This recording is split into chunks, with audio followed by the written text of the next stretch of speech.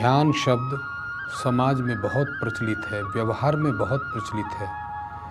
जब भी कोई व्यक्ति कोई कार्य करता है तो सबसे पहले उससे निर्देश दिया जाता है कि ध्यान से रहना, ध्यान से करना, ध्यान से पढ़ना, ध्यान से सड़क पार करना, अपना ध्यान रखना। इस बात पर बहुत जोर दिया जाता है, लेकिन इस शब्द के गहरे में उतरने की आवश्यकता है, क्योंकि ध्यान अपने में एक संपूर्णता का बोध कराता है।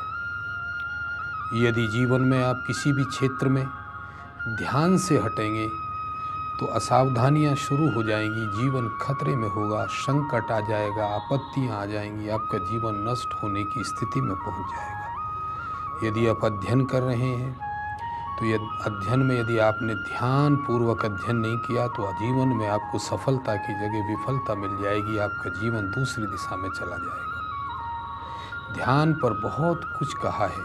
महर्षि पतंजलि ने अष्टांग योग में ध्यान का स्थान दिया है, और संसार में ध्यान पूर्वक रहने का नाम, होश पूर्वक रहने का नाम ही योग है। जहाँ भी जीवन में आपकी सजगता हटती है, जहाँ भी आपके जीवन में ध्यान हटता है, वहीं अप्रिय घटना होने की संभावना बढ़ जाती है। इसलिए इस ध्यान के गहरे में उतरने की आवश्यकता है। मनीषियों ने ध्यान के विषय में लिखा है, ध्यानम निर्विषय मनः।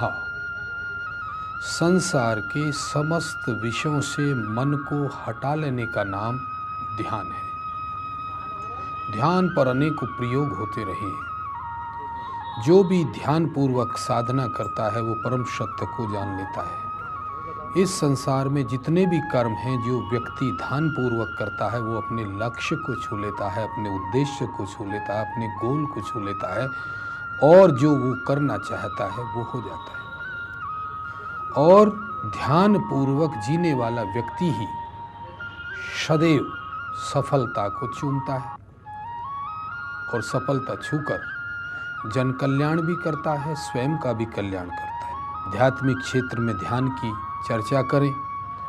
जितने भी हमारे मनीषी हैं, हमारे ऋषि परंपरा है, सब ध्यान किया करते थे। ध्यान में बैठकर ही आर्यभट्ट ने जो हमारे उपग्रह हैं, सैटेलाइटों की दूरी अर्थात डिस्टेंस तय कर दी थी, जो विश्व में बहुत बड़ा उदाहरण है। हमारे ज्ञानियों ने, हमारे तपस्वियों ने ध्यान में बैठकर उन सिद्धांतों को खोजा, उन परंपराओं को खोजा, वो शोध किए जो आज तक दुनिया में कोई नहीं कर पाया। इसलिए भगवान कृष्ण भी कहते हैं कि ध्यान पूर्वक कार्य करने वाला ही परम लक्ष्य को छू पाता है। और योग है भी ध्यान ही। चित्त की वृत्तियों की एकाग्रता का नाम योग है। योगस्य चित्त वृत्ति निरोधः। चित्त की वृत्तियों का निरोध कर लेना ही योग है, साधना है। यानी कि पूरे जीवन में एकाग्रता ही लक्ष्य है। जिस क्षेत्र में भी आप काम करते हैं, चाहे आप सरकारी अधिकारी हैं, चाहे आप राजनेता हैं, चाहे आप इंजीनियर हैं, चाहे आप डॉक्टर हैं, चाहे आप व्यापारी हैं, किसी भी क्षेत्र में आप जहाँ भी कार्य कर रहे हैं, जहाँ भी आप कर्मयोगी हैं, यदि आप ध्यान नहीं रखेंगे, एकाग्रता का ध्यान नहीं रखेंगे, कंसंट्रेशन का ध्यान नहीं रखेंगे, अपनी जागृति का ध्यान नहीं रखेंगे, अपनी समग्रता का ध्यान नहीं रखेंगे, तो आपको हर क्षेत्र में असफलता मिलेगी, निराशा मिलेगी, हताशा मिलेगी। इसलिए ध्यान को गहरे में करने की आवश्यकता है। इस शरीर में जो पिंड है, इसमें जो सारा ब्रह्मांड समाहित है, इस देह में, इस पिंड में सारे ब्रह्मांड का नक्शा है, सारी शक्तियाँ हमारे अंदर विद्यमान होती हैं। जब आप ध्यान करते हैं, ध्यान में हमारी ज्ञानेंद्रियाँ अंदर की तरफ देखने लगती हैं। जो हमारी आँख हैं वो अंतर्मुखी हो जाती हैं, बाहर ना देखकर इस पिंड में अंदर की तरफ खुल जाती हैं। जो हमारे कान हैं वो अंतर्मुखी हो जाते हैं, वो बाह्य शब्द नहीं सुनकर अंतर्मुखी शब्दों को स्वरण करने लगते हैं, सुनने के लगने, अनुभव करने लगते हैं। हमारी जिह्वा अंतर्मुखी होकर बाह्य टेस्ट न लेकर अंतर्मुखी टेस्ट लेती है। हमारी जो ज्ञानेंद्रियां हैं वो अंतर्मुखी हो जाती हैं, उनके द्वार अंदर की तरफ खुल जाते हैं। और सारी ज्ञानेंद्रियां अंतर्मुखी होकर उस अंतःकरण में पहुंच जाती हैं जहां उन्हें ज्ञान की ज्योति जलती है, वहां अनुभव करती हैं। इसलिए अंतर्मुखी चेतना ही ध्यान है। जब हम अंदर होते हैं तो सुखी हो जाते हैं और जब बाहर होते हैं तो हम दुखी हो जाते हैं। अंतर यात्रा, अंदर की यात्रा का नाम ध्यान है, योग है, साधना है, उपासना है। सारे मंदिर, सारे देवालय, सारे शिवालय सब हमारे अंदर विद्यमान हैं। अब बाहर की यात्राएं करते करते हम बहुत दुखी हो गए हैं, लेकिन अब अंदर की यात्रा करना यदि आपने शुरू कर दी तो जो खोज आप बाहर ढूंढ रहे थे, जिस परमात्मा की आप बाहर इच्छा रख रहे थे कहीं मिलेगा, वो आपके अंदर ही मिलेगा। और जब प्रभु से आपकी भेंट होगी, जब स्वयं से आपका मिलन होगा, जब स्वयं से आपका साक्षात्कार होगा, जब स्वयं से आप भेंट करेंगे, तो वो दिन कैसा होगा? वो दिन सबसे अलग होगा। वो ऐसा अनुभव होगा आपको कि सारे रस, सारे आनंद मेरे भीतर प्रकट होते जा रहे हैं।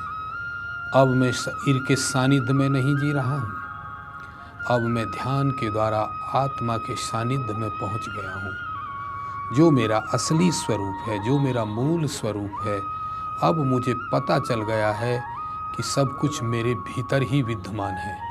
अंतर यात्रा में जाते ही मैं देख रहा हूँ कि वहाँ अलहद नाद, ऐसे शब्द चल रहे हैं, ऐसे दृश्य मुझे अंतर्मुखी होकर दिख रही हैं, ऐसी अप्सराएं, ऐसा रूप, रंग, रस सब मुझे अनुभव हो रहा है और मुझसे सारा ब्रह्मांड मेरे भीतर देख रहा है।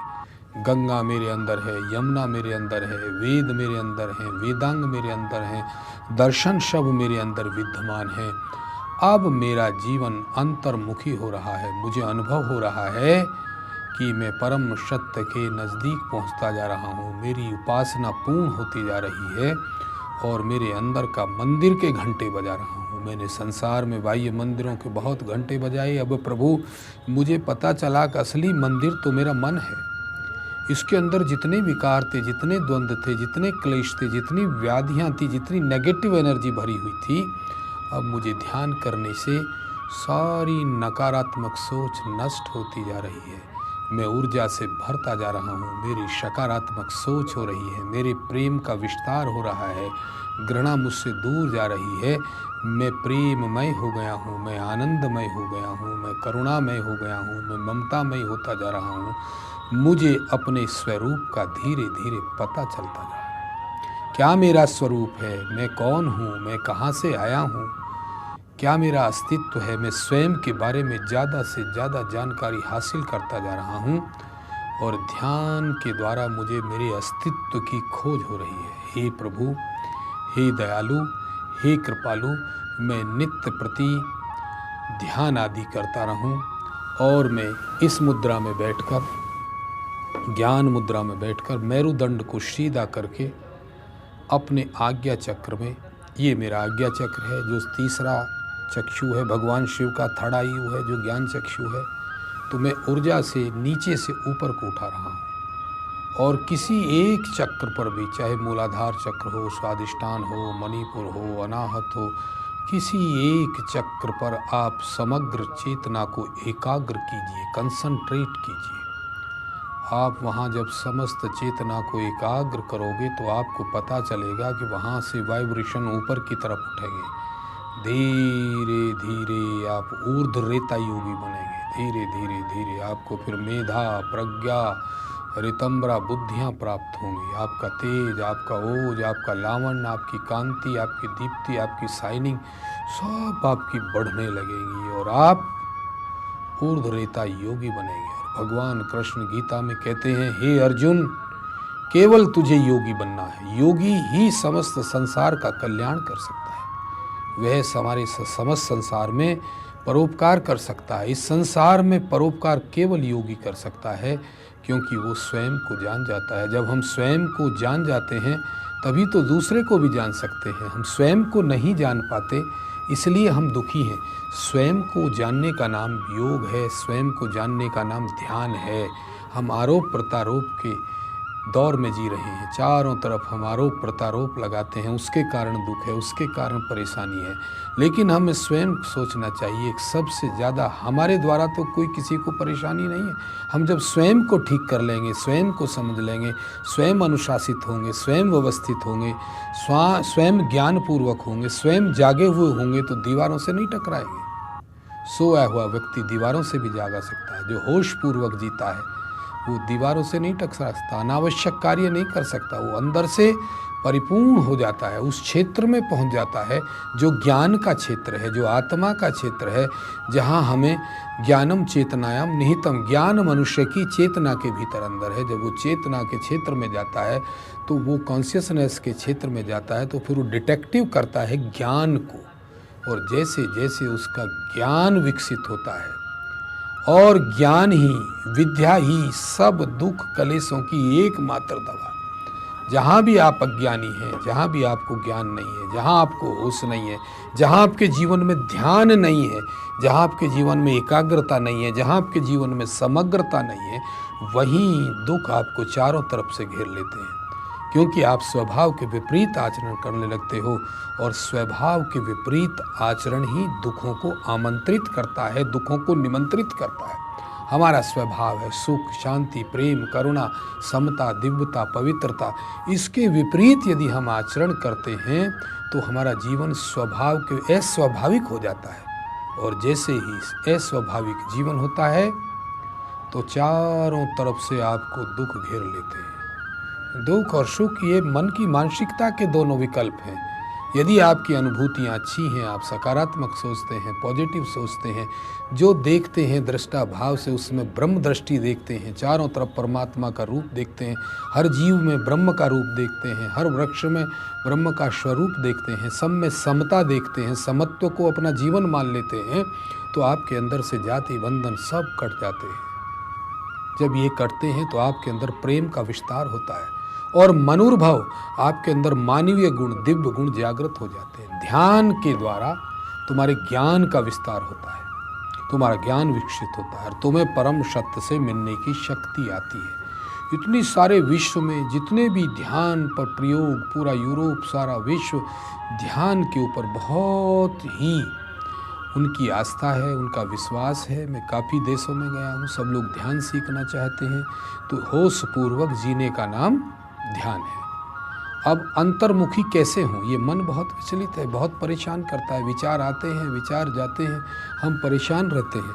हम पहले तो पूरे जीवन अपने को हम शरीर समझे रहते हैं, मैं शरीर हूँ, आत्मा हूँ ही नहीं। पहला तो दुख का कारण यही है कि मैं शरीर नहीं आत्मा हूँ। जिस दिन आपने संकल्प ले लिया और इसको अनुभव कर लिया और व्यवहार में आपने उतार दिया तो आपका काम बन जाएगा। तो आपके सारे दुख सुख जितने भी विकार हैं वो आपके शरीर से जुड़े हुए हैं। आत्मा की ना कोई जाति होती है, ना कोई बरादरी होती है, वो हर परिस्थिति में समान रहती है, दुख में सुख में।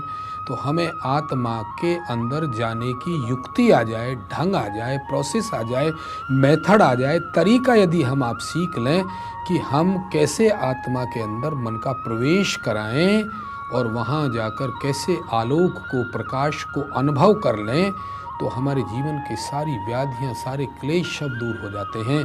और इस संसार में हम जिस लिए आए हैं, जो हमारा उद्देश्य है, वो तभी पूर्ण होता है कि जब हम इस जन्म में स्वयं को जान लें, स्वयं से मिल लें, स्वयं से साक्षात्कार कर लें और अपने अस्तित्व की खोज कर, तो फिर आप अमरता की ओर जाते हो, फिर आप दिव्यता की ओर जाते हो। सारा अमरत्व आपके भीतर भरा हुआ है, लेकिन सब दिव्य शक्तियाँ सोई हुई हैं।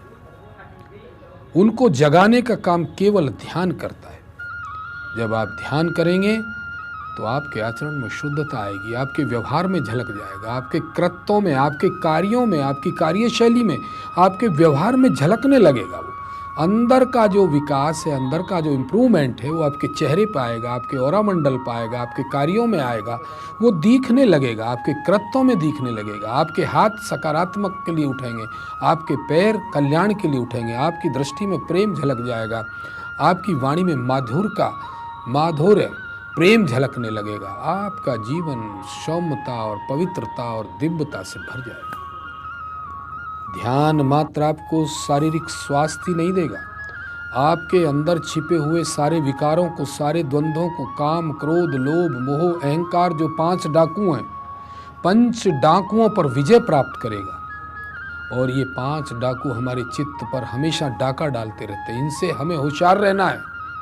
जब ध्यान में व्यक्ति साधना में जाएगा तो ये डाकू इस देह से, इस देवालय से भाग जाएंगे। इनकी जगह प्रेम आ जाएगा, करुणा आ जाएगी, न्याय आ जाएगा, समता आ जाएगी, दिव्यता आ जाएगी, भव्यता आ जाएगी, पवित्रता आ जाएगी, आत्मीयता आ जाएगी, अंतर्मुखी होने